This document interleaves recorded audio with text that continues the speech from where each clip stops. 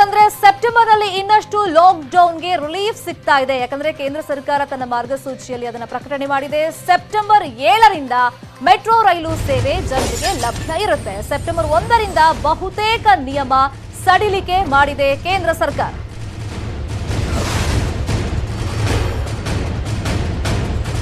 ಹಾಗಾದ್ರೆ ಯಾವುದಕ್ಕೆಲ್ಲ ಅವಕಾಶ ಸಿಗ್ತಾ ಇದೆ ಅಂದ್ರೆ ಹಂತ ಹಂತವಾಗಿ ಅನ್ಲಾಕ್ ಪ್ರಕ್ರಿಯೆಯಲ್ಲಿ ಈಗ ಸಡಿಲಿಕೆಯನ್ನ ಕೇಂದ್ರ ಸರ್ಕಾರ ಮಾಡ್ಕೊಂಡು ಬಂದಿದೆ. ಸೆಪ್ಟೆಂಬರ್ ನಲ್ಲಿ ಮತ್ತಷ್ಟು ಈಗ ರಿಲೀಫ್ ಸಿಗ್ತಾ ಇದೆ. ಸಾಂಸ್ಕೃತಿಕ, ಕ್ರೀಡೆ ಹಾಗೇನೆ ಮನರಂಜನೆಗೆ ಅವಕಾಶಗಳು ಸಿಗ್ತಾ ಇದೆ. ಸೆಪ್ಟೆಂಬರ್ 21ರಿಂದ ಬಯಲು ರಂಗಮಂದಿರ ಓಪನ್ ಮಾಡಬಹುದು. ಸರ್ಕಾರ ಇದಕ್ಕೆ ಈಗ ಅನುಮತಿಯನ್ನ ಕೊಟ್ಟಿದೆ, ಅಂದ್ರೆ ಗ್ರೀನ್ ಸಿಗ್ನಲ್ ಅನ್ನ ಕೊಟ್ಟಿದೆ. ಇದು ಅಂತರ್ ಜಿಲ್ಲಾ ಮತ್ತೆ ಅಂತರ್ ರಾಜ್ಯ ಪ್ರವೇಶಕ್ಕೆ ಅನುಮತಿ ಸಿಕ್ಕಿದೆ. ಇಷ್ಟು ದಿನ ಪಾಸ್ ಎಲ್ಲ ತಗೊಳ್ಬೇಕಾಗಿತ್ತು, ಮತ್ತೆ ಎಮರ್ಜೆನ್ಸಿ ಇದ್ರೆ ಮಾತ್ರ ಟ್ರಾವೆಲ್ ಮಾಡಬೇಕಾಗಿತ್ತು. ಸೊ ಸೆಪ್ಟೆಂಬರ್ನಿಂದ ಅದೆಲ್ಲ ಕ್ಯಾನ್ಸಲ್ ಆಗ್ತಾ ಇದೆ. ಸೆಪ್ಟೆಂಬರ್ 21ರಿಂದ ಶಾಲೆಗೆ 50% ಸಿಬ್ಬಂದಿ ಹಾಜರಾಗಬೇಕಾಗುತ್ತೆ. ಇನ್ನು 9ನೇ ತರಗತಿಯಿಂದ 12ನೇ ತರಗತಿವರೆಗಿನ ಮಕ್ಕಳು ಶಾಲೆಗೆ ಬರಬೇಕು. ಕೌಶಲ್ಯ ಕೇಂದ್ರಗಳು ಹಾಗೇನೆ ITIಗಳು ಸರ್ಕಾರಿ ಸಂಸ್ಥೆಗಳಿಗೆ ಅವಕಾಶವನ್ನ ಸರ್ಕಾರ ಇಲ್ಲಿ ಮಾಡಿಕೊಟ್ಟಿದೆ. ಅಂದ್ರೆ ಹಂತ ಹಂತವಾಗಿ ಇವಾಗ ನಿಧಾನವಾಗಿ ಈ ಚಟುವಟಿಕೆಗಳೇನಿದೆ ಅದು ಆರಂಭ ಆಗೋದಕ್ಕೆ ಸರ್ಕಾರ ಇಲ್ಲಿ ಪರ್ಮಿಷನ್ ಕೊಟ್ಟಿರೋದು.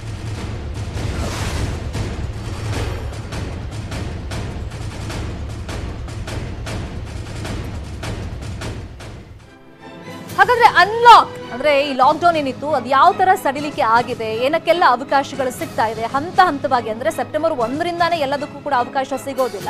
ಸೊ ಯಾವ ತರ ಸಡಿಲಿಕೆ ಸಿಗ್ತಾ ಇದೆ ಅಂತಂದ್ರೆ ಸೆಪ್ಟೆಂಬರ್ 7ರಿಂದ ಮೆಟ್ರೋ ರೈಲು ಸೇವೆ ಜನರಿಗೆ ಸಂಚಾರಕ್ಕೆ ಸಿಗುತ್ತೆ. ಈ ವಿಚಾರವಾಗಿ ಪ್ರತಿ ಬಾರಿ ಅನ್ಲಾಕ್ ಆದಾಗಲೂ ಕೂಡ ಒಂಥರ ಗೊಂದಲಗಳಿತ್ತು, ಮೆಟ್ರೋ ರೈಲ್ ಕತೆ ಏನು ಅಂತ. ಇನ್ನು ಸೆಪ್ಟೆಂಬರ್ 21ರಿಂದ ಫಂಕ್ಷನ್ಗಳಿಗೆ ಅವಕಾಶವನ್ನ ನೀಡಲಾಗುತ್ತೆ, ಅದಕ್ಕೆ ಸರ್ಕಾರ ಪರ್ಮಿಷನ್ ಕೊಟ್ಟಿದೆ. ಇನ್ನು ಸಾಂಸ್ಕೃತಿಕ ಇರ್ಬೋದು, ಕ್ರೀಡೆ ಮತ್ತೆ ಮನರಂಜನೆಗೆ ಅವಕಾಶವನ್ನ ಸರ್ಕಾರ ಇಲ್ಲಿ ಕೊಟ್ಟಿದೆ. ಇನ್ನು 100 ಜನರು ಮಾತ್ರ ಸೇರೋದಕ್ಕೆ ಇಲ್ಲಿ ಅವಕಾಶ ಇರೋದು. ಇಲ್ಲೂ ಕೂಡ ಹಂತ ಹಂತವಾಗಿ ಈ ನಂಬರ್ಸ್ ಜಾಸ್ತಿ ಆಗಿರೋದನ್ನ ನಾವು ನೋಡಬಹುದು. ಸೆಪ್ಟೆಂಬರ್ 21ನೇ ತಾರೀಕಿನಿಂದ ಬಯಲು ರಂಗಮಂದಿರ ಓಪನ್ ಆಗುತ್ತೆ. ಇನ್ನು ಕಂಟೈನ್ಮೆಂಟ್ ಪ್ರದೇಶದಲ್ಲಿ ಏನ್ ಕತೆ ಹಂಗಾದ್ರೆ, ಕಂಟೈನ್ಮೆಂಟ್ ಪ್ರದೇಶಗಳಲ್ಲಿ ಮಾತ್ರ ಇನ್ ಮುಂದೆ ಲಾಕ್ ಡೌನ್ ಇರುತ್ತೆ. ಎಲ್ಲಿ ಪಾಸಿಟಿವ್ ಕೇಸಸ್ ಜಾಸ್ತಿ ಇರುತ್ತೆ ಅಂತಹ ಪ್ರದೇಶಗಳಲ್ಲಿ.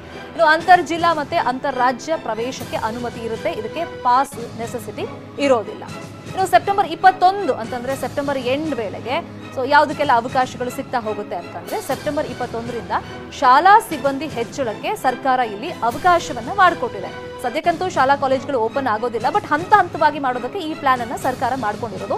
50% ಸಿಬ್ಬಂದಿ ಆನ್ಲೈನ್ ಶಿಕ್ಷಣಕ್ಕೆ ಬಳಕೆಯನ್ನ ಮಾಡ್ಕೊಳ್ಬೇಕಾಗತ್ತೆ. ಇನ್ನು 9ನೇ ತರಗತಿಯಿಂದ 12ನೇ ತರಗತಿವರೆಗಿನ ಮಕ್ಕಳು ಶಾಲೆಗೆ ಬರಬೇಕಾಗತ್ತೆ. ಯಾಕಂದ್ರೆ ಈಗ ತುಂಬಾ ಸಣ್ಣ ಮಕ್ಕಳನ್ನ ಕಳಿಸಿದ್ರೆ ಸ್ಕೂಲಿಗೆ ಮತ್ತೆ ಪ್ರಾಬ್ಲಮ್ ಜಾಸ್ತಿ ಆಗುತ್ತೆ. ಸೊ ಅದಕ್ಕೋಸ್ಕರ ಫಸ್ಟ್ ಈಗ ದೊಡ್ಡವರನ್ನ ಕಳಿಸ್ಕೊಡೋದಕ್ಕೆ ಸರ್ಕಾರ ಇಲ್ಲಿ ಪರ್ಮಿಷನ್ ಅನ್ನ ಕೊಟ್ಟಿರೋದು. ಇನ್ನು ಪೋಷಕರ ಅನುಮತಿಯೊಂದಿಗೆ ಬಂದು ಸಲಹೆಯನ್ನ ಪಡ್ಕೊಳ್ಬಹುದು. ಮಕ್ಕಳು ಸ್ಕೂಲಿಗೆ ಬರಬಹುದು, ಸಲಹೆ ಪಡೆಯೋದಕ್ಕಷ್ಟೇ ಬರಬೇಕಾಗುತ್ತೆ, ಕ್ಲಾಸಸ್ ಅಟೆಂಡ್ ಮಾಡೋದಕ್ಕೆ ಅಲ್ಲ. ಇನ್ನು ಕೌಶಲ್ಯ ಕೇಂದ್ರಗಳಿರ್ಬೋದು, ITIಗಳಿರ್ಬೋದು, ಸರ್ಕಾರಿ ಸಂಸ್ಥೆಗಳಿಗೂ ಕೂಡ ಸರ್ಕಾರ ಇಲ್ಲಿ ಅನುಮತಿಯನ್ನ ಕೊಟ್ಟಿದೆ, ಗ್ರೀನ್ ಸಿಗ್ನಲ್ ಅನ್ನ ಮಾಡಿಕೊಟ್ಟಿದೆ. ಹಾಗಾದ್ರೆ ಇನ್ನೂ 1 ತಿಂಗಳ ಕಾಲ ಏನೆಲ್ಲ ಬಂದ್ ಆಗಿರುತ್ತೆ. ಸೆಪ್ಟೆಂಬರ್ ಅಲ್ಲೂ ಕೂಡ ಅವಕಾಶಗಳು ಯಾವ್ಯಾವ್ದಕ್ಕೆ ಸಿಗ್ತಾ ಇಲ್ಲ.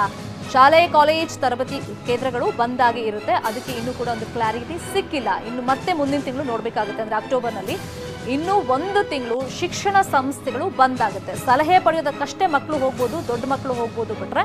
ಸೊ ಇಲ್ಲಿ ಮತ್ತೆ ಸ್ಕೂಲ್ ಸದ್ಯಕ್ಕಂತೂ ಓಪನ್ ಇಲ್ಲ, ಇನ್ನು 1 ತಿಂಗಳು ಅದಕ್ಕೆ ವೆಯ್ಟ್ ಮಾಡಬೇಕಾಗುತ್ತೆ. ಇನ್ನು ಆನ್ಲೈನ್ ಶಿಕ್ಷಣ ಮುಂದುವರಿಕೆಗೆ ಮತ್ತೆ ಸರ್ಕಾರ ಅವಕಾಶವನ್ನ ಮಾಡಿಕೊಟ್ಟಿದೆ. ಇವಾಗ ಹೆಂಗೆ ಪರಿಸ್ಥಿತಿ ಇದೆ, ಸೊ ವ್ಯವಸ್ಥೆ ಇದೆ, ಪದ್ಧತಿ ಇದೆ, ಅದನ್ನೇ ಕಂಟಿನ್ಯೂ ಮಾಡಬೇಕಾಗುತ್ತೆ ಅಂತ. ಹಾಗಾದ್ರೆ ಯಾವುದೆಲ್ಲ ಇರೋದಿಲ್ಲ ಅಂತ ನಾವು ನಿಮ್ಗೆ ಮಾಹಿತಿಯನ್ನು ಕೊಡೋದಾದ್ರೆ, ಅಂತಾರಾಷ್ಟ್ರೀಯ ವಿಮಾನಯಾನಕ್ಕೆ ಬ್ರೇಕ್ ಹಾಕಿದೆ ಸರ್ಕಾರ. ಇನ್ನು ಕೇಂದ್ರ ಗೃಹ ಇಲಾಖೆ ಅನುಮತಿ ಇದ್ರೆ ಮಾತ್ರ ಅವಕಾಶ ಇರುತ್ತೆ. ಇನ್ನು ಬಹಳಷ್ಟು ಜನ ಕೇಳ್ತಾ ಇದ್ರು, ಮತ್ತೆ ಸಿನಿಮಾ ಮಂದಿ ಕೇಳ್ತಾ ಇದ್ದು ಥಿಯೇಟರ್ಸ್ ಯಾವಾಗ ಓಪನ್ ಆಗುತ್ತೆ ಅಂತ ಕೇಳ್ತಾ ಇದ್ರಲ್ಲ. ಸೊ ಅದಕ್ಕೆ ಇನ್ನೂ ಕೂಡ ಅವಕಾಶ ಸಿಕ್ಕಿಲ್ಲ. ಸಿನಿಮಾ ಥಿಯೇಟರ್ ಇರ್ಬೋದು, ಮತ್ತೆ ಸ್ವಿಮ್ಮಿಂಗ್ ಪೂಲ್ ಓಪನ್ ಮಾಡೋದಕ್ಕೆ ಇನ್ನೂ ಕೂಡ ಅವಕಾಶ ಇಲ್ಲ. ಇನ್ನು ಮನರಂಜನಾ ಪಾರ್ಕ್ಗಳು ಕೂಡ ಸದ್ಯದ ಮಟ್ಟಿಗೆ ಬಂದಾಗಿರುತ್ತೆ. ಸೊ ಮುಂದಿನ ದಿನಾಂಕ ಈಗ ಅದಕ್ಕೆ ಪರ್ಮಿಷನ್ ಕೊಡೋ ತನಕ ಕೇಂದ್ರ ಸರ್ಕಾರ ಎಲ್ಲವೂ ಕೂಡ ಬಂದಾಗಿರುತ್ತೆ. ಇನ್ನೊಂದಿಷ್ಟು ಕನ್ಫ್ಯೂಷನ್ಸ್ ಅಂತ ಹೇಳ್ತಾರಲ್ಲ, ಇನ್ನು ಗೊಂದಲದಲ್ಲಿ ಏನೆಲ್ಲ ಇದೆ, ರೈಲು ಸಂಚಾರಕ್ಕೆ ಅನುಮತಿ ಇದೆಯೋ ಇಲ್ವೋ ಆ ಬಗ್ಗೆ ಒಂದು ಕ್ಲಾರಿಫಿಕೇಶನ್ ಇನ್ನೂ ಸಿಕ್ಕಿಲ್ಲ. ಮತ್ತೆ ಬಾರ್ ಅಂಡ್ ರೆಸ್ಟೋರೆಂಟ್ಗೆ ಅನುಮತಿ ಸಿಕ್ಕಿದೆಯಾ ಇಲ್ವಾ, ಸೊ ಆ ಬಗ್ಗೆನೂ ಕೂಡ ಸ್ವಲ್ಪ ಗೊಂದಲ ಇದ್ದೇ ಇದೆ. ಸೊ ಇವತ್ತು ಇಡೀ ದಿನ ಚರ್ಚೆ ಆಗ್ತಾ ಇದ್ದಿದ್ದು ಸ್ಯಾಂಡಲ್ವುಡ್ನಲ್ಲಿ ನಶೆಯ ಜಾಲ ಇದೆಯಾ ಅನ್ನೋ ಬಗ್ಗೆ. ಈ ಜಾಲದಲ್ಲಿ ಮ್ಯೂಸಿಷಿಯನ್, ಸ್ಟಾರ್ಸ್ ಕೂಡ ಇದ್ದಾರೆ. ಬೆಂಗಳೂರಲ್ಲಿ NCB ದಾಳಿ ಬಳಿಕ ಈ ಸುದ್ದಿ ದೊಡ್ಡ ಮಟ್ಟದಲ್ಲಿ ಸದ್ದು ಮಾಡಿತ್ತು. ಮಾದಕ ಲೋಕದಲ್ಲಿ ಸಿಲುಕಿ ಕಾನೂನಿನ ಕಣ್ಣಿಗೆ ಮಣ್ಣೆರಚ್ತಾ ಇರೋ ನಟರು ಯಾರು ಅನ್ನೋದು ಇನ್ನೂ ಕೂಡ ಸೀಕ್ರೆಟ್ ಆಗಿ ಉಳಿದಿದೆ. ಇನ್ನು ಈ ಸೀಕ್ರೆಟ್ನ ಸ್ಫೋಟಿಸಿ ಸತ್ಯವನ್ನ ಹೊರಹಾಕಿದ್ದಾರೆ ಸಿನಿಮಾ ರಂಗದ ನಿರ್ದೇಶಕರೊಬ್ಬರು. ಮಾದಕ ವಸ್ತುಗಳಲ್ಲಷ್ಟೇ ಅಲ್ಲ, ಹಲವು ಸೀಕ್ರೆಟ್ಗಳು ಹೊರಗಡೆ ಬಂದಿವೆ. ಡ್ರಗ್ಸ್ಗಳು ತಗೊಂಡಿದ್ದಾರೆ ಮತ್ತೆ ಅದೆಲ್ಲ ನನಗೆ ಗೊತ್ತಿದೆ, ಆಮೇಲೆ ಎಲ್ಲರಿಗೂ ಗೊತ್ತಿದೆ. ಚಿತ್ರರಂಗದ ಬಗ್ಗೆ ಯಾರಿದ್ದಾರೆ ಇದ್ರ ಬಗ್ಗೆ ಫುಲ್ ಮಾಹಿತಿ ನನ್ನ ಫೇಸ್ಬುಕ್ ಅಲ್ಲಿ ಬರುತ್ತೆ. ಒಂದು ಕಾರಲ್ಲಿ ಮಾದಕ ವಸ್ತುಗಳು ಸಿಕ್ತು, ಎಲ್ಲ ಹೆಸರುಗಳು ಬಹಿರಂಗ ಪಡಿಸಿದಾದ್ಮೇಲೂ ಅದು ಯಾಕೆ ಮುಚ್ಚೋಯ್ತು? ಡ್ರಗ್ಸ್ ಜಾಲ, ಮಾದಕ ವಸ್ತುಗಳ ಮಾಫಿಯಾ, ನಶೆಯ ನಿಶೆಯಲ್ಲಿ ಬೆಂಗಳೂರಿನ ಯೂತ್ಸ್ ಅಷ್ಟೇ ಅಲ್ಲ, ಸಿನಿಮಾ ರಂಗ ಕೂಡ ತೇಲ್ತಿದೆ. ಸ್ಟಾರ್ ನಟರು, ಹಿರಿಯ ನಾಯಕರ ಮಕ್ಕಳಿಗೂ drugs link. Narcotics control bureau ಹೊರಗೆಳೆದ ಸತ್ಯದ ಬೆನ್ನಲ್ಲೇ ಮತ್ತೊಂದು ಸ್ಫೋಟಕ ಸತ್ಯ ಹೊರಬಿದ್ದಿದೆ. ಸಿನಿಮಾ ರಂಗದವರ ಮಾದಕ ವಸ್ತು ಮಾಫಿಯಾ ಬಗ್ಗೆ ಸಿನಿಮಾ ರಂಗ ನಿರ್ದೇಶಕ ಇಂದ್ರಜಿತ್ ಲಂಕೇಶ್ ಸ್ಫೋಟಕ ರಹಸ್ಯ ಹೊರಹಾಕಿದ್ದಾರೆ.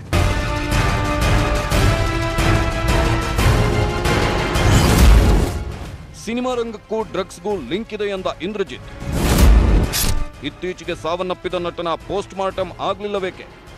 ಇಂಥದ್ದೊಂದು ಪ್ರಶ್ನೆ ಎತ್ತುವ ಮೂಲಕ ನಿರ್ದೇಶಕ ಇಂದ್ರಜಿತ್ ಲಂಕೇಶ್ ಡ್ರಗ್ಸ್ ಮಾಫಿಯಾಗೆ ಹೊಸ ಟ್ವಿಸ್ಟ್ ಕೊಟ್ಟಿದ್ದಾರೆ. ಸ್ಯಾಂಡಲ್ವುಡ್ನಲ್ಲಿ ತೆರೆಮರೆಯಲ್ಲಿ ನಟರು ಡ್ರಗ್ಸ್ ಸೇವಿಸುತ್ತಿದ್ದಾರೆ. ಡ್ರಗ್ಸ್ ಮಾಫಿಯಾ ಅಷ್ಟೇ ಅಲ್ಲ, ಹನಿ ಟ್ರಾಪ್ ಸೇರಿದಂತೆ ಹಲವು ಅಕ್ರಮ ದಂಧೆ ನಡೆಯುತ್ತಿದೆ. ಸಿನಿಮಾದ ಯುವ ನಟರು ರೇವ್ ಪಾರ್ಟಿ ಡ್ರಗ್ಸ್ ಇಲ್ಲದೆ ನಡೆಯೋದೇ ಇಲ್ಲ. ಇದು ಹೊರಗೆ ಬರ್ತಿದ್ರೂ ಕಣ್ಣಿದ್ದು ಕುರುಡರಂತೆ ಇದ್ದಾರೆ. ಇತ್ತೀಚೆಗೆ ಸಾವನ್ನಪ್ಪಿದ ಯುವ ನಟನ ಪೋಸ್ಟ್ ಮಾರ್ಟಮ್ ಯಾಕೆ ಮಾಡಲಿಲ್ಲ ಅಂತ ಡ್ರಗ್ಸ್ ಮಾಫಿಯಾ ಇರೋ ಬಗ್ಗೆ ಸ್ಫೋಟಕ ಸುದ್ದಿ ಸಿಡಿಸಿದ್ರು. ನಿಮಗೆಲ್ಲ ಗೊತ್ತಿದೆ, ಒಬ್ಬ ನಟ ತೀರೋದ. ಆ ನಟ ತೀರೋದಾಗ ನಮಗೆಲ್ಲರಿಗೂ ದುಃಖ ಆಯಿತು, ಒಬ್ಬ ಯುವ ನಟ ಹಿಂಗೆ ತೀರೋದ ಅಂತ. ಆದರೆ ಪೋಸ್ಟ್ ಮಾರ್ಟಮ್ ಮಾಡಿದ್ರ? ಪೋಸ್ಟ್ ಮಾರ್ಟಮ್ ಯಾಕೆ ಮಾಡಲಿಲ್ಲ? ಪೋಸ್ಟ್ ಮಾರ್ಟಮ್ ಮಾಡದೇ ಇರೋದಕ್ಕೆ ಯಾರ್ಯಾರು ಕಾರಣರು? ರಾಜಕಾರಣಿಗಳೆಲ್ಲ ಕಾರಣರಾಗಿದ್ರು. ಅಪಘಾತ ಕೇಸ್ನಲ್ಲಿ ಸಿಕ್ಕ ಡ್ರಗ್ ಕೇಸ್ ಏನಾಯಿತು? ಸರಿಯಾದ ತನಿಖೆ ಆದ್ರೆ ಎಲ್ಲವೂ ಹೊರಗೆ ಬರುತ್ತೆ. ಇತ್ತೀಚೆಗೆ ಸಾವನ್ನಪ್ಪಿದ ಯುವ ನಟನ ಅಕಾಲಿಕ ಮರಣಕ್ಕೆ ಡ್ರಗ್ಸ್ ಕಾರಣ ಅನ್ನೋ ಧಾಟಿಯಲ್ಲಿ ಇಂದ್ರಜಿತ್ ಲಂಕೇಶ್ ಹೊಸ ಬಾಂಬ್ ಸಿಡಿಸಿದ್ದಾರೆ. ಬೆಳ್ಳಿತೆರೆಯ ಪರದೆ ಹಿಂದೆ ಹುದುಗಿದ್ದ ಅಂಶಗಳನ್ನ ಬಯಲು ಮಾಡ್ತೀವಿ, ಪೊಲೀಸರು ಕೇಳಿದ್ರೆ ಸಹಕಾರ ನೀಡ್ತೀನಿ ಅಂತ ಸಿಡಿದೆದ್ದಿರೋ ಲಂಕೇಶ್ ಪುತ್ರ ಇತ್ತೀಚೆಗೆ ಸೌತ್ ಅಂಡ್ ಸರ್ಕಲ್ನಲ್ಲಿ ಅಪಘಾತ ವೇಳೆ ಡ್ರಗ್ಸ್ ಸಿಕ್ಕ ಮಾಹಿತಿ ಇದ್ರೂ ಕಾರ್ನಲ್ಲಿದ್ದವರ ಮಾಹಿತಿ ಹೊರಗೆ ಯಾಕೆ ಬರಲಿಲ್ಲ? ತನಿಖೆ ಏನಾಯ್ತು? ಜನಸಾಮಾನ್ಯರಿಗೆ ಒಂದು ನ್ಯಾಯ, ಸೆಲೆಬ್ರಿಟಿಗಳಿಗೆ ಒಂದು ನ್ಯಾಯನ ಅಂತ ಧ್ವನಿ ಎತ್ತಿದ್ದಾರೆ. ಒಂದು ಕಾರಲ್ಲಿ ಮಾದಕ ವಸ್ತುಗಳು ಸಿಕ್ತು, ಒಂದು ಸೌತ್ ಎಂಡಲ್ಲಿ ಹಿಂಗೆ ಕೆಲವು ನಟರು ಇದ್ರು ಇಲ್ಲಿ ಅಂತ ಅಂದ್ಬಿಟ್ಟು ನಟರುಗಳು ಹೆಸರುಗಳು ನೀವೆಲ್ಲ ಬಹಿರಂಗಪಡಿಸಿದ್ರಿ ವಾಹಿನಿ ಮೂಲಕ. ಆದರೆ ಆ ಪೊಲೀಸ್ ಕಮಿಷನರು ಕೂಡ ಮತ್ತು ಈ ಹಿಂದೆ ಸಂದೀಪ್ ಪಾಟೀಲ್ ಇದ್ರು ಅನ್ಸುತ್ತೆ, ಅವರು ಅಡಿಷನಲ್ ಕಮಿಷನರು, ಅವರು ಕೂಡ ಬಹಿರಂಗಪಡಿಸಿದ್ರು. ಅದಾದ ನಂತರ ಏನಾಯ್ತು ತನಿಖೆಗೆ? ಯಾರ್ಯಾರು ಇನ್ವಾಲ್ವ್ ಆಗಿದ್ರು? ಇಲ್ಲಿ ರಾಜಕಾರಣಿಗಳಿದ್ದಾರೆ, ಮಾಡೆಲ್ ಕೋಆರ್ಡಿನೇಟರ್ಗಳಿದ್ದಾರೆ, ಮಾಡೆಲ್ ಏಜೆನ್ಸಿಗಳಿದ್ದಾರೆ. ಇವ್ರಿಗೆಲ್ಲ ಏನು ಅಂತಂದರೆ ಒಂದು 2 ಪಿಕ್ಚರ್ 3 ಪಿಕ್ಚರ್ ಅಥವಾ 4 ಪಿಕ್ಚರ್ ಮಾಡೋದಂಥ ಹೀರೋಯಿನ್ಗಳಿಗೆ ಇವ್ರಿಗೆಲ್ಲ ಪ್ರಚಾರ ಬೇಕು. ಪ್ರಚಾರ ಆದ ನಂತರ ಇವರಿಗೆ ಅಲ್ಲಿ ಒಂದು ಪ್ರಚಾರ ಸಿಕ್ಕಾದ ನಂತರ ಕಾಂಟ್ಯಾಕ್ಟ್ಸ್ಗಳು ಸಿಗುತ್ತೆ. ಕಾಂಟ್ಯಾಕ್ಟ್ ಸಿಕ್ಕಿದ ತಕ್ಷಣ ಈ ಥರ ಜಾಗ್ವಾರ್ ಕಾರ್ಗಳು ಬರುತ್ತೆ, ಮರ್ಸಿಡೀಸ್ ಬರುತ್ತೆ ಮತ್ತು ಅಪಾರ್ಟ್ಮೆಂಟ್ಗಳು ಬರುತ್ತೆ. ಹನಿ ಟ್ರ್ಯಾಪ್ಗೆ ಇನ್ವಾಲ್ವ್ ಆಗ್ತಾರೆ, ಪ್ರಾಸ್ಟಿಟ್ಯೂಷನ್ಗೂ ಇದ್ದಾರೆ ಅಂತ ಹೇಳಿದ್ದೀರಾ ಕಮಿಷನರು. ಯಾಕೆ ಬಹಿರಂಗ ಪಡಿಸಲ್ಲ? ಅಥವಾ ನೀವು ಒಂದು ಹ್ಯಾಂಡ್ ಇನ್ ಗ್ಲೋವ್ ಆಗಿದ್ದೀರಾ ಈ ರಾಜಕಾರಣಿಗಳ ಜೊತೆ, ಅಥವಾ ಅವ್ರ ಬಗ್ಗೆ ಭಯಾನ ನಿಮಗೆ? ಮಿಸ್ ಹೊಡಿತಾ ಇರೋದು ಸಾಮಾನ್ಯರಿಗೆ ಒಂದು ನ್ಯಾಯ, ಸೆಲೆಬ್ರಿಟೀಸ್ಗೆ ಒಂದು ನ್ಯಾಯ. ಸೆಲೆಬ್ರಿಟೀಸ್ಗೆ ನ್ಯಾಯ ಅಂತಂದರೆ ಸೆಲೆಬ್ರಿಟೀಸ್ಗೆ ಇರೋಂಥ ಬ್ಯಾಕಿಂಗಿಗೆ ಒಂದು ನ್ಯಾಯ. ಅವ್ರ ಹಿಂದೆ ಯಾರಿದ್ದಾರೆ ಸಪೋರ್ಟ್ಗೆ? ರಾಜಕಾರಣಿ ಮಕ್ಕಳು ಒಂದು ಫೋನ್ ಕಾಲ್ ಮಾಡಿದ್ರೆ ತನಿಖೆ ಅಲ್ಲೇ ನಿಂತೋಗುತ್ತೆ, ಸುದ್ದಿನೂ ಅಲ್ಲೇ ನಿಂತೋಗುತ್ತೆ. ಡ್ರಗ್ಸ್ ಜಾಲದ ವಿಚಾರ ಇಂಡಸ್ಟ್ರಿಯ ಎಲ್ಲರಿಗೂ ಗೊತ್ತು. ಡ್ರಗ್ಸ್ ದಂಧೆ ಅಷ್ಟೇ ಅಲ್ಲ, ಹನಿ ಟ್ರ್ಯಾಪ್, ವೇಶ್ಯಾವಾಟಿಕೆ. ಎನ್ಸಿಬಿಯಿಂದ ಶುರುವಾದ ಶೋಧನೆ ಹೊಸ ರೂಪ ಪಡೆಯುತ್ತಿದೆ. ಚಂದನವನದಲ್ಲಿ ಡ್ರಗ್ಸ್ ಮಾಫಿಯಾ ಅಷ್ಟೇ ಅಲ್ಲ, ವೇಶ್ಯಾವಾಟಿಕೆ, ಹನಿ ಟ್ರ್ಯಾಪ್ ಎಲ್ಲವೂ ಇದೆ. ದುಡ್ಡು ಮಾಡಲು, ರಾತ್ರೋರಾತ್ರಿ ನೇಮ್ ಫೇಮ್ ಪಡೆಯಲು ಬಣ್ಣದ ಹಿಂದೆ ಬಯಲಾಗದ ಸತ್ಯಗಳು ಅಡಗಿವೆ ಎಂದು ಇಂದ್ರಜಿತ್ ಬಾಂಬ್ ಸಿಡಿಸಿದ್ದಾರೆ. ಹಲವಾರು ಜನಕ್ಕೆ ಇದೆಲ್ಲ ಗೊತ್ತಿದೆ ಆಗಲೇ, ಹಲವಾರು ನಿರ್ಮಾಪಕರಿಗೆ, ಹಲವಾರು ನಿರ್ದೇಶಕರಿಗೆ ಮತ್ತು ಇಲ್ಲಿರೋಂಥ ಹಿರಿಯರಿಗೆ. ಇವರು ಯುವ ಪೀಳಿಗೆಯ ಒಂದು ನಟರು ಏನೇನು ದಂಧೆಯಲ್ಲಿ, ಯಾವ ದಂಧೆಯಲ್ಲಿ ಇನ್ವಾಲ್ವ್ ಆಗಿದ್ದಾರೆ, ಭಾಗವಹಿಸ್ತಾ ಇದ್ದಾರೆ, ಯಾವ ಪಾರ್ಟಿನಲ್ಲಿ ಯಾರ್ಯಾರು ಮೂರ್ಛೆ ಹೋಗ್ತಿದ್ದಾರೆ, ಯಾವ ಪಾರ್ಟಿನಲ್ಲಿ ಯಾರ್ಯಾರು ಏನೇನು ತೊಗೊತಾ ಇದ್ದಾರೆ ಈ ಮಾದಕ ವಸ್ತುಗಳನ್ನ ಅಂತ ಎಲ್ಲ ಗೊತ್ತಿದೆ. ಏನಂತ ರಾಜಾರೋಷರಾಗಿ ಬಂದು ಪ್ರೆಸ್ ಕಾನ್ಫರೆನ್ಸಲ್ಲಿ ಕಮಿಷನರ್ ಹೇಳಿದ್ರು, ಹನಿ ಟ್ರ್ಯಾಪಲ್ಲಿ ನಾಯಕಿಯರ ನಟಿಯರ ಹೆಸರುಗಳಿದೆ, ಮಾಹಿತಿ ಸಿಕ್ಕಿದೆ, ಹನಿ ಟ್ರ್ಯಾಪಲ್ಲಿ ಇನ್ವಾಲ್ವ್ ಆಗಿದ್ದಾರೆ, ಜಾಗ್ವಾರ್ ಕಾರು ಇನ್ಕಮ್ ಮೀರಿ ಪ್ರಾಪರ್ಟೀಸ್ಗಳು ಮಾಡಿದ್ದಾರೆ, ಜಾಗ್ವಾರ್ ಕಾರ್ ತೊಗೊಂಡಿದ್ದಾರೆ, ಮರ್ಸಿಡೀಸ್ ಬೆನ್ಸ್ ತೊಗೊಂಡಿದ್ದಾರೆ ಅಂತೆಲ್ಲ ಬಂದು ಹೇಳಿದ್ರು. ಪ್ರೆಸ್ ಕಾನ್ಫರೆನ್ಸ್ ಆದ ನಂತರ ಏನಾಯ್ತು, ಎಲ್ಲಿಂದ ಫೋನ್ ಬಂತು, ಯಾರ್ಯಾರು ಮಾಡ್ತಾರೆ ಫೋನು, ಯಾರ್ಯಾರು ಈ ನಟಿಯರಿಗೆ ಗೊತ್ತಿದ್ದಾರೆ, ಯಾವ ಪಾರ್ಟಿಯಲ್ಲಿ ಯಾರ್ಯಾರು ಸಿಗ್ತಾರೆ, ಏನೇನಾಗುತ್ತೆ. It is not just drug mafia ಮತ್ತು ಹನಿ ಟ್ರಾಪು, ಬ್ಲಾಕ್ ಮೇಲು ಮತ್ತು ಡ್ರಗ್ಸ್ ತಗೊಳ್ತಾ ಇರೋದು ನೀವು ಕೇಳಿದ್ರೆ ಮತ್ತು ಯಾರ ರೀತಿಯಲ್ಲಿ ತಗೊಳ್ತಾ ಇದಾರೆ ಅಂತ ಕೇಳಿದ್ರೆ ಎಲ್ಲರಿಗೂ ಭಯ ಆಗುತ್ತೆ. ಹಲವಾರು ಹಿರಿಯ ನಟರು ಇದ್ರ ಬಗ್ಗೆ ನೋವನ್ನ ನನ್ನ ಜೊತೆ ವ್ಯಕ್ತಪಡಿಸಿದ್ದಾರೆ. ಈಗಾಗಲೇ ಹಿಂದೆ ಹೇಳ್ದಂಗೆ ಒಂದು ಶೋಕಿ, ಅಡಿಕ್ಷನ್ ಮತ್ತು ಈ ನಟಿಯರಿಗೆ ಒಂದು ವ್ಯಾಮೋಹ. ನಟರು ಬರ್ತಾರೆ, ಸಿನಿಮಾಗಳು ಮಾತಾಡ್ತಾರೆ, ಸಿನಿಮಾಗಳು ಸೈನ್ ಮಾಡ್ತಾರಲ್ಲಿ, ಸಿನಿಮಾಗಳು ಸಿಗುತ್ತೆ ನೆಕ್ಸ್ಟ್ ಪಾರ್ಟಿ ಮಾಡಿದ ನಂತರ. ಒಂದು ಸಿನಿಮಾ ಸಿಕ್ಕಿದ್ರೆ ಸಾಕು, ಅವ್ರಿಗೆ ಹಲವಾರು ಪ್ರಚಾರ ಸಿಗುತ್ತೆ, ಹಲವಾರು ಕಾಂಟ್ರಾಕ್ಟ್ ಸಿಗುತ್ತೆ, ಆಮೇಲೆ ಕೆಟ್ಟ ದಂಧೆಗಳಿಗಿಳಿತಾರೆ. ಶೋಕಿ ಮಾಡಬೇಕು, ನಶೆನಲ್ಲಿ ಇರಬೇಕು, ಇಷ್ಟೇ ಇದು. ಇದಕ್ಕಿಂತ ಇನ್ನೇನು ಇಲ್ಲ. ದುಡ್ಡು ಮಾಡಬೇಕು, ಓವರ್ ನೈಟ್ ದುಡ್ಡು ಮಾಡಬೇಕು. ರೇವ್ ಪಾರ್ಟಿ ಮಾಡೋದು, ಅವ್ರ ಫಾರ್ಮ್ ಅಲ್ಲಿ ಮಾಡೋದು, ಅಪಾರ್ಟ್ಮೆಂಟ್ ಮಾಡೋದು ಅದು ತಪ್ಪು, ಮಾಡಿ ಅಂತ ಹೇಳ್ತಾ ಇಲ್ಲ. ಆದ್ರೆ ಸೆಟ್ಸ್ ಅಲ್ಲಿ ಕೆಲವು ಯಾವ್ದೋ ಒಂದು ಸೆಲೆಬ್ರಿಟಿ ಆಗಿ ಕರ್ಸಿದ್ರು ಅಲ್ಲಿ ವ್ಯಾನಿಟಿ ವ್ಯಾನ್ ಅಲ್ಲಿ ಈ ತರ ಮಾಡ್ಕೊಂಡು ಬರ್ತಾರೆ. ಆಮೇಲೆ ಅವರ ಒಂದು ಏನಂತಾರೆ ಕಾನ್ಶಿಯಸ್ನೆಸ್ ಅಲ್ಲೇ ಇರಲ್ಲ. ಇದು ದುರಂತ ಅಲ್ವಾ? ಇಂದ್ರಜಿತ್ ಡ್ರಗ್ಸ್ ನಿಂದ ಹಿಡಿದು ಕ್ಯಾರವಾನ್ ನಲ್ಲಿ ನಡೆಯೋ ಸೆಕ್ಸ್ ದಂಧೆ ಬಗ್ಗೆಯೂ ಸಿಡಿದೆದ್ರು. ಪ್ರತಿ ಇನ್ಸಿಡೆಂಟ್ ನ ಎಳೆ ಎಳೆಯಾಗಿ ಬಿಚ್ಚಿಟ್ಟು ಪ್ರಶ್ನಿಸಿದ್ರು. ಸುಶಾಂತ್ ಕೇಸ್ನಲ್ಲಾಗ್ತಿರುವಂತಹ ತನಿಖೆ ರಾಜ್ಯದ ಕೇಸ್ಗಳಲ್ಲೂ ಆಗಬೇಕು. ನನಗೆ ರಕ್ಷಣೆ ನೀಡಿದ್ರೆ ಪೊಲೀಸರ ತನಿಖೆಗೆ ಸಹಕರಿಸ್ತೀನಿ, ನನಗೆ ಗೊತ್ತಿರೋದನ್ನೆಲ್ಲ ಹೇಳ್ತೀನಿ ಅಂದ ಇಂದ್ರಜಿತ್ಗೆ ಬೇಕಾದ್ರೆ ರಕ್ಷಣೆ ಕೊಡೋದಾಗಿ ಪೊಲೀಸ್ ಕಮಿಷನರ್ ಹೇಳಿದ್ರು. ಈಗಾಗಲೇ ಸಿಸಿಬಿ ನಾರ್ಕೋಟಿಕ್ಸ್ ವಿಂಗ್ ಇಂದ್ರಜಿತ್ಗೆ ನೋಟಿಸ್ ಕೊಡಲು ಮುಂದಾಗಿದೆ. ಅವರು ಏನೋ ಹೇಳಿದೆ ಅಂತ ನಮ್ಮ ಅಧಿಕಾರಿಯವ್ರ ಗಮನಕ್ಕೆ ಬಂದಿದೆ. ಈ ವಿಷಯ ಬಗ್ಗೆ ಅವರು ಕೂಡ ಚರ್ಚೆ ಮಾಡ್ತಿದ್ದಾರೆ. ರಕ್ಷಣೆ ಕೊಡೋಕ್ಕೆ ಇರೋದು, ರಕ್ಷಣೆ ಖಂಡಿತ ಕೊಡ್ತೀವಿ. Certainly if he has offered like that we will certainly like to be benefited during our investigation. ಅವರು ನಮಗೆ ಏನು ಹೆಲ್ಪ್ ಕೇಳ್ತಾರೆ, ಲೋಕಲ್ಗೆ ಏನು ಅಸಿಸ್ಟೆನ್ಸ್ ಕೊಡ್ತಾರೆ, ನಾವು ಕೊಡಲಿಕ್ಕೆ ಬದ್ಧರಾಗಿದ್ದೀವಿ. ಮಾಡುವಾಗ ಏನಾದ್ರು ಬೇರೆ ಇನ್ಫಾರ್ಮೇಷನ್ ಕೊಟ್ಟರೆ, ಏನಾದ್ರು ಕೇಳಿದರೆ ನಾವು ಅವ್ರ ಜೊತೆ ಪೂರ್ಣ ರೂಪವಾಗಿ ಸಹಕಾರ ಮಾಡಲಿಕ್ಕೆ ಬದ್ಧರಿದ್ದೀವಿ. ತಪ್ಪು ಮಾಡಿದವರ ಬೆತ್ತಲೆ ಮಾಡಿ. ಇಂದ್ರಜಿತ್ ಬೆನ್ನಲ್ಲೇ ಜಗ್ಗೇಶ್ ಟ್ವೀಟ್. ಒಂದ್ ಕಡೆ ಇಂದ್ರಜಿತ್ ಸಿನಿಮಾ ರಂಗದಲ್ಲಿನ ಅಕ್ರಮ ದಂಧೆಗಳ ಧ್ವನಿ ಎತ್ತಿದ್ರು. ಇದರ ಬೆನ್ನಲ್ಲೇ ನಟ ಜಗ್ಗೇಶ್ ಟ್ವೀಟ್ ಮಾಡಿ ಸರಿಯಾಗಿ ಬಾಳಿ ಬದುಕುವ ನಿರ್ಧಾರ ಮಾಡಿ ಶ್ರಮಿಸುವವರು ಎಲ್ಲೇ ಇದ್ದರೂ ಶ್ರೇಷ್ಠವಾಗಿ ಉಳಿಯುತ್ತಾರೆ. ಏಕ್ ಮಾರ್ ದೋ ತುಕುಡ. ತಪ್ಪು ಮಾಡಿದವರನ್ನ ಬೆತ್ತಲೆ ಮಾಡಿ, ಆಗಲಾದರೂ ಜನಕ್ಕೆ ಅರಿವಾಗಲಿ ಎಂದು ರಹಸ್ಯ ಬಯಲು ಮಾಡುವಂತೆ ಹೇಳಿದ್ದಾರೆ.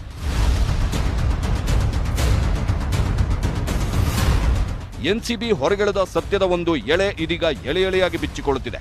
ಶೀಘ್ರದಲ್ಲೇ ಈ ಡ್ರಗ್ಸ್ ಜಾಲದಲ್ಲಿ ಸಿಲುಕಿರುವವರ ಬಣ್ಣ ಕಳಚುವ ಕಾಲ ಸನ್ನಿಹಿತವಾಗಲಿದೆ. Bureau report, news 18 Kannada. ಇನ್ನು ಇಂದ್ರಜಿತ್ ಲಂಕೇಶ್ ಇಷ್ಟೆಲ್ಲ ಹೇಳ್ತಾ ಇರುವಾಗಲೇ ಸ್ಯಾಂಡಲ್ವುಡ್ನಲ್ಲಿ ಡ್ರಗ್ಸ್ ಇಲ್ಲವೇ ಇಲ್ಲ ಅಂತಾರೆ ಕೆಲ ನಟ ನಟಿಯರು. ಇಂದ್ರಜಿತ್ ವಿರುದ್ಧ ಕೆಂಡಾಮಂಡಲ ಆದ್ರೂ ರವಿ ಬೆಳಗೆರೆ, ನನ್ನ ಸಂಬಂಧಿಕರು ಯಾರಾದ್ರೂ ಡ್ರಗ್ಸ್ ತಗೊಂಡಿದ್ದು ಪ್ರೂವ್ ಆದ್ರೆ ಗಡ್ಡ ಮೀಸೆ ಬೋಳಿಸ್ಕೊಳ್ತೀನಿ ಅಂತ ಸವಾಲನ್ನ ಹಾಕಿದ್ದಾರೆ. ಸ್ಯಾಂಡಲ್ವುಡ್ ಡ್ರಗ್ಸ್ ಮಾಫಿಯಾಗೆ ಸೆಡ್ಡು. ಇಂದ್ರಜಾಲಕ್ಕೆ ಸಿಟ್ಟಾದರೂ ರವಿ ಬೆಳಗೆರೆ.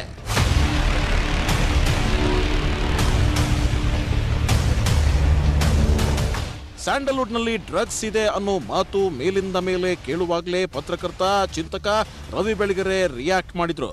ಸ್ಯಾಂಡಲ್ವುಡ್ನಲ್ಲಿ ಯಾರು ಡ್ರಗ್ ಅಡಿಕ್ಟ್ಗಳಿಲ್ಲ. ಲಾಕ್ಡೌನ್ ಇಂದಾಗಿ ಎಣ್ಣೆ ಸಿಗದೆ ಗಾಂಜಾ ಸೇವನೆ ಮಾಡಿರಬಹುದು ಅನ್ನೋದು ಬೆಳಗೆರೆ ವಾದ. ಯಾರು ಕೂಡ ಡ್ರಗ್ ಅಡಿಕ್ಟ್ಸ್ ಅಲ್ಲ. ಇದೆಲ್ಲದಕ್ಕೂ ಮೂಲ ಕಾರಣ ಆಗಿದ್ದು ನಿಮ್ಮ ಲಾಕ್ಡೌನ್. ತಿಂಗಳುಗಟ್ಟಲೆ ವೈನ್ ಶಾಪ್ಸ್ ಕ್ಲೋಸ್ ಆದಾಗ ಬೇರೆ ದಾರಿ ಇಲ್ಲದೆ ಅವರಲ್ಲಿ ಕೆಲವರು ಈ ಗಾಂಜಾ ಸೇದಿರ್ಬೋದು. ಈ ಮಧ್ಯೆ ಸಿನಿಮಾ ವ್ಯಕ್ತಿ ಡ್ರಗ್ ಅಡಿಕ್ಟ್ ಆದ್ರೆ ಅದು ತಪ್ಪು ಅನ್ಸೋದಿಲ್ಲ ಅಂದ್ರು ಬೆಳಗೆರೆ. ಆದ್ರೆ ಚಾಕ್ಲೇಟ್ ರೂಪದಲ್ಲಿ ಮಕ್ಕಳಿಗೂ ಡ್ರಗ್ಸ್ ಕೊಡ್ತಿರೋದು ದುರಾದೃಷ್ಟ ಅಂದ್ರು. ಮಕ್ಕಳನ್ನ ಡ್ರಗ್ಸ್ಗೆ ತಗೊಂಡ್ಬರ್ತಾರೆ, ಚಾಕ್ಲೇಟ್ ಕೊಡ್ತಾರೆ. ನನ್ನ ಕಳಕಳಿ ಏನಿದೆ ದಯವಿಟ್ಟು ಅರ್ಥ ಮಾಡ್ಕೊಳ್ಳಿ. ಯಾರೋ ತಲೆಮಾಸಿದ ಒಬ್ಬ ಸಿನಿಮಾ ವ್ಯಕ್ತಿ ಡ್ರಗ್ ಅಡಿಕ್ಟ್ ಆದ್ರೆ ಏನು ಅನ್ಸಲ್ಲ. It is his funeral or her funeral. ಬೆಂಗಳೂರಿನಲ್ಲಿ ಬೇಜಾನ್ ಡ್ರಗ್ಸ್ ಸಿಗುತ್ತೆ. ಈ ಬಗ್ಗೆ ಅನೇಕ ಬಾರಿ ಪೊಲೀಸರಿಗೂ ಹೇಳಿದ್ದೀನಿ, ಕಂಟ್ರೋಲ್ ಮಾಡದಿದ್ರೆ ಕಷ್ಟ ಅಂತಾರೆ ಬೆಳಗೆರೆ. ಜಯನಗರದ ಮಾಧವನ್ ಪಾರ್ಕ್ ಉದಾಹರಣೆ ಕೊಡ್ತಾರೆ ರವಿ. ಎಲ್ಲ ಬಿಡ್ರೆ, ನೀವು ಜಯನಗರಕ್ಕೆ ನನ್ನ ಜೊತೆ ಬನ್ನಿ, ಸಾಯಂಕಾಲ ಮಾಧವನ್ ಪಾರ್ಕ್ಗೆ ಹೋಗೋಣ. ಅದು ಎಷ್ಟು ಡ್ರಗ್ ಮಾರಾಟ ಆಗುತ್ತೆ ನೋಡಿ. ಡ್ರಗ್ ಅಂದರೆ ಗಾಂಜಾ ಒಂದೇ ಅಲ್ಲ. Ganja is the cheapest variety of the drug. Ganja, marijuana ಇವೆಲ್ಲ ದೊಡ್ಡ ಡ್ರಗ್ಸ್ ಅಲ್ವೇ ಅಲ್ಲ. ಹೀಗೆ ಮಾತನಾಡ್ತಿರುವಾಗಲೇ ಇಂದ್ರಜಿತ್ ಲಂಕೇಶ್ ವಿರುದ್ಧವೂ ಗರಂ ಆದ್ರು. ನೀವು ರೆಕಾರ್ಡ್ ಮಾಡಿದ್ರೆ ತಾನೆ ಅವ್ರು ಹೇಳ್ಕೊಳ. ಅವ್ರ ಹೆಸರು ಗೊತ್ತಾನೆ, ಅವ್ರ ತಲೆ ಮೇಲೆ ಕೂದಲು ಇದೆಯಾ ಇಲ್ವಾ ಗೊತ್ತಾನೆ. ಹೆಸರು ಹೇಳಿ ಯಾಕೆ ಹೆದರ್ಕೋತೀರಿ? ಅವ್ರ ತಂದೆ ಹೆಸರು ಕೇಳಿದ್ನಪ್ಪ. ಅವರೇ ತಾನೇ ಲಂಕೇಶ್. ಅವರು ಲಂಕೇಶ್, ಇವರು Kesh. What nonsense is talking. ನನ್ನ relatives who are in the film industry, they are wonderful boys. ಏನು ಅನುಮಾನ ಇಟ್ಕೋಬೇಡಿ, ನಮ್ಮ ಮಕ್ಕಳನ್ನ ಕೊಟ್ಟಿದ್ದೀವಿ ಅವ್ರಿಗೆ. ಪ್ರೂವ್ ಮಾಡಿದ್ರೆ ಇಷ್ಟು ದಿವಸ ಪ್ರೀತಿಯಿಂದ ಬೆಳೆಸ್ಕೊಂಬಂದಿರೋ ಈ ಗಡ್ಡ ಬೋಳ್ಸ್ಕೊಂಡ್ಬಿಡ್ತೀವಿ. ಈ ಮಧ್ಯೆ ಇಂಡಸ್ಟ್ರಿಯಲ್ಲಿನ ಆರೋಪದ ಬಗ್ಗೆ ಹಿರಿಯ ನಟಿ ತಾರಾ ಮಾತನಾಡಿದ್ರು. ಎಲ್ಲವೂ ಹೊರಗೆ ಬರಲಿ, ಇನ್ನೊಬ್ಬ ಆ ತಪ್ಪು ಮಾಡೋದನ್ನ ನಿಲ್ಲಿಸ್ತಾನೆ ಅಂದ್ರು. ಇದೇ ಅನ್ನೋದಿರೋದು ಬರ್ಲಿ ಹೊರಗಡೆ ಹೇಳಿ, ಎಲ್ಲಿ ಆಗ್ತಿದೆ, ಎಲ್ಲಿ ಇದು ಮಾಡ್ತಿದ್ದಾರೆ, ದಯವಿಟ್ಟು ಆ ಥರದ ಹೇಳೋದ್ರಿಂದ ಕನಿಷ್ಠ ಪಕ್ಷ ಇನ್ನೊಬ್ಬ ಆ ತಪ್ಪನ್ನು ಮಾಡೋದನ್ನ ನಿಲ್ಲಿಸ್ತಾನೆ. ನಟಿ ಶರ್ಮಿಳಾ ಮಾಂಡ್ರೆ, ಕಾರುಣ್ಯ ರಾಮ್ ಕೂಡ ಇಂಡಸ್ಟ್ರಿಯಲ್ಲಿ ಅಂಥದ್ದೇನು ಕಾಣ್ತಿಲ್ಲ ಅಂದ್ರು. In regards to this topic, so far I've never experienced anything like this. ಈ ತರ ಅನುಭವಗಳನ್ನು ನಾನು ಇವತ್ತವರೆಗೂ ನನಗೆ ಐ ನಾಟ್ ಎಕ್ಸ್ಪೀರಿಯನ್ಸ್ಡ್ ಇಟ್. ಇದನ್ನ ನಾನು ಫಸ್ಟ್ ಟೈಮ್ ಕೇಳ್ತಾ ಇರೋದು. ಮತ್ತೆ ಟಿವಿನಲ್ಲಿ ಇವೆಲ್ಲ ಬರ್ತಾ ಇದೆ ಗೊತ್ತಾ, ಲೈಕ್ ನಿಮ್ ಅಡ್ವರ್ಟೈಸ್ಮೆಂಟ್ ಅದೆಲ್ಲ ಹೇಗಿದೆ ಏನು ಎತ್ತ ಅಂತ. ಐ ಆಮ್ ಲೈಕ್ ಓ ಇದೆಲ್ಲ ಹೀಗಿದೆಯಾ ಅನ್ನೋದು ಗೊತ್ತಾಗ್ತಾ ಇದೆ ಒಂದು. ಹೀಗೆ ಎಲ್ಲರೂ ಡ್ರಗ್ಸ್ ಜಾಲ ಇಲ್ಲವೇ ಇಲ್ಲ ಅಂತ ವಾದ ಮಾಡ್ತಿದ್ದಾರೆ. ಆದ್ರೆ ಇಂದ್ರಜಿತ್ ಮಾಡಿದ ಆರೋಪದ ತನಿಖೆ ಮಾಡಿದಾಗ ಮಾತ್ರ ಎಲ್ಲವೂ ಬಟಾಬಯಲಾಗಲಿದೆ.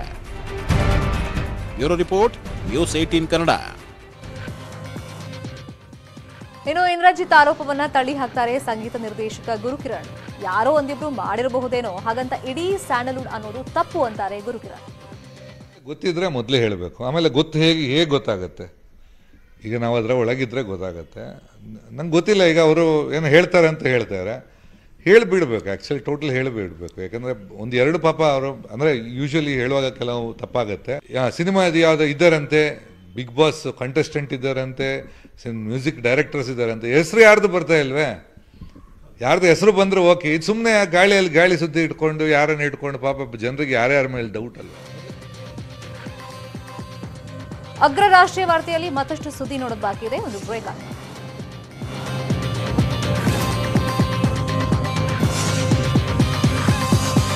Welcome back. ಭಾರತ ಪಾಕ್ ಗಡಿಯಲ್ಲಿ ಸುರಂಗವೊಂದು ಪತ್ತೆಯಾಗಿದೆ. ಬಿಎಸ್ಎಫ್ನ ಜಮ್ಮು ಪಡೆ ಈ ನಿಗೂಢ ಸುರಂಗ ಪತ್ತೆ ಮಾಡಿರೋದು. ಸಾಂಬಾ ಗಡಿಯಲ್ಲಿನ ಈ ಸುರಂಗ ಎಲ್ಲಿಗೆ ಹೋಗಿದೆ ಅನ್ನೋದರ ಜಾಡು ಬೆನ್ನತ್ತಿದೆ BSF team.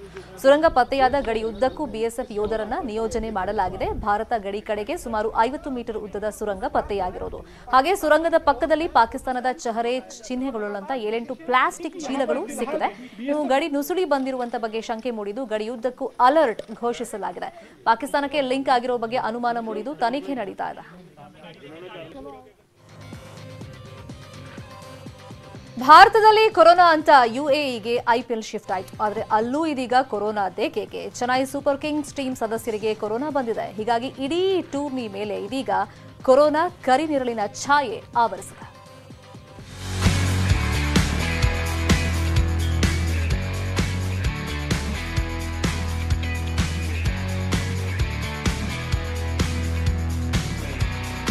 Indian premier league September 19ರಿಂದ ಯುಎಇನಲ್ಲಿ ನಡೆಯಲಿದೆ. ಈ ಬಾರಿ ಡ್ರೀಮ್ 11 ಪ್ರಾಯೋಜಕತ್ವ. ಭಾರತದಲ್ಲಿ ಕೊರೋನಾ ಅಂತ ಯುಎಇಗೆ ಹೋದ್ರೂ ಅಲ್ಲೂ ಕೊರೋನಾ ತಪ್ಪಿಲ್ಲ. ಚೆನ್ನೈ ಸೂಪರ್ ಕಿಂಗ್ಸ್ ಟೀಮ್ನ 2 ಆಟಗಾರರಿಗೆ ಇದೀಗ ಕೊರೋನಾ ಪಾಸಿಟಿವ್. ಮೊನ್ನೆ 10 ಮಂದಿ ಸಿಬ್ಬಂದಿಗೆ ಬಂದಿತ್ತು. ಇದೀಗ ಒಟ್ಟು 2 ಆಟಗಾರರು ಸೇರಿದಂತೆ 13 ಮಂದಿಗೆ ಕೊರೋನಾ ಸೋಂಕು ತಗುಲಿದೆ. ಹೀಗಾಗಿ ಪ್ರಾಕ್ಟೀಸ್ ಮಾಡೋದನ್ನೇ ನಿಲ್ಲಿಸಿದೆ ಸಿಎಸ್ಕೆ ಟೀಮ್.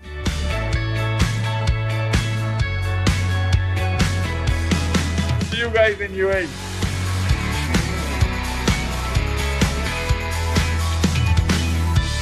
ಈ ಮಧ್ಯೆ ಚೆನ್ನೈ ತಂಡದ ಆಲ್ರೌಂಡರ್ ಸುರೇಶ್ ರೈನಾ ಭಾರತಕ್ಕೆ ವಾಪಸ್ಸಾಗಿದ್ದಾರೆ. ವೈಯಕ್ತಿಕ ಕಾರಣಗಳನ್ನ ಕೊಟ್ಟು ಬಂದಿದ್ದಾದರೂ ಟೀಮ್ಗೆ ಕೊರೋನಾ ಇರೋದ್ರಿಂದಲೂ ವಾಪಸ್ ಬಂದಿರೋದು ಅನ್ನುತ್ತಿವೆ ಮೂಲಗಳು. ಇಷ್ಟೆಲ್ಲ ಆಗ್ತಿರುವಾಗಲೇ ಬಿಸಿಸಿಐ ಹೇಳಿಕೆ ರಿಲೀಸ್ ಮಾಡಿದೆ. ಯುಎಇಗೆ ಲ್ಯಾಂಡ್ ಆಗುತ್ತಲೇ ಟೆಸ್ಟ್ ಮಾಡಲಾಗುತ್ತೆ. ಟೆಸ್ಟ್ ಬಳಿಕ ಕ್ವಾರಂಟೈನ್. ಟೂರ್ನಿಯಲ್ಲಿ ಪಾಲ್ಗೊಳ್ಳೋರಿಗೆ ಟೆಸ್ಟ್ ಕಡ್ಡಾಯ. ಆಟಗಾರರ ಪರೀಕ್ಷೆಗಾಗಿ 1988 ಪರೀಕ್ಷಾ ಕೇಂದ್ರಗಳು ಓಪನ್ ಆಗಿವೆ. ಆಟಗಾರರು, ಸಹಾಯಕರು, ಮ್ಯಾನೇಜ್ಮೆಂಟ್, ಬಿಸಿಸಿಐ ಸಿಬ್ಬಂದಿ, ಹೋಟೆಲ್ ಸಿಬ್ಬಂದಿಗೂ ಟೆಸ್ಟ್ ಮಾಡಲಾಗುತ್ತೆ. ಕೊರೋನಾ ಬಂದಿರೋ 13 ಮಂದಿಯನ್ನು ಇದೀಗ ಐಸೋಲೇಟ್ ಮಾಡಲಾಗಿದೆ. ಪ್ರತಿ ಪಂದ್ಯ ದಿನವೂ ಎಚ್ಚರಿಕೆ, ಮುಂಜಾಗ್ರತೆ, ಟೆಸ್ಟ್ಗಳೊಂದಿಗೆ ನಿಗಾ ವಹಿಸುತ್ತೇವೆ ಎಂದಿದೆ BCCI. Bureau report, news 18 Kannada. ಮತ್ತಷ್ಟು ಸುದ್ದಿ ನೋಡೋಣ, ಒಂದು ಬ್ರೇಕ್ ಆಗುತ್ತೆ.